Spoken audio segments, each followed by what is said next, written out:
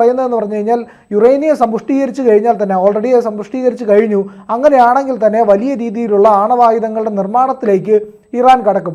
അങ്ങനെ ഇറാൻ ഒരു ആണവായുധം നിർമ്മിച്ചു കഴിഞ്ഞാൽ അത് ഇസ്രയേലിന് വലിയ ഭീഷണിയാണ്. കാരണം ഇറാൻ എന്ന് പറയുന്ന ഒരു രാജ്യത്തിൻ്റെ നിലപാടെന്ന് പറഞ്ഞാൽ നമുക്കറിയാം, ഇസ്രയേലിൻ്റെ സമ്പൂർണ്ണ നശീകരണം മാത്രമാണ് അവരുടെ ലക്ഷ്യം. അതിന് വേണ്ടിയിട്ട് അവർ ഏതറ്റം വരെയും പോകും. ഹിസ്ബുള്ള അടക്കമുള്ള തീവ്രവാദികൾക്കും ഈ പറയുന്ന ഹൂത്തികൾക്കും ഹമാസിനും എല്ലാം ഫണ്ട് ചെയ്യുന്നത് ഇറാനാണ്.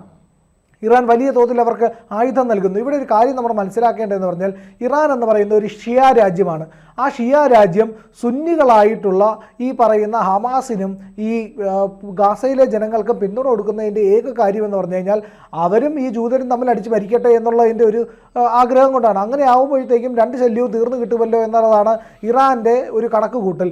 അതിൻ്റെ ഭാഗമായിട്ട് തന്നെയാണ് പല ഇടത്തു നിന്നും ആയുധ സപ്ലൈ ഈ പറയുന്ന ഹൂത്തികൾക്ക് കൊടുക്കുന്നു, ഹൂത്തികൾ ഹമാസിന് പണം കൈമാറുന്നു, ഈ പറയുന്ന ആയുധം കൈമാറുന്നു, വിവിധ രീതിയിലുള്ള ആക്രമണം നടത്തുന്നു. നമുക്കിനി ഇപ്പോഴത്തെ കഥയിലേക്ക് വരാം.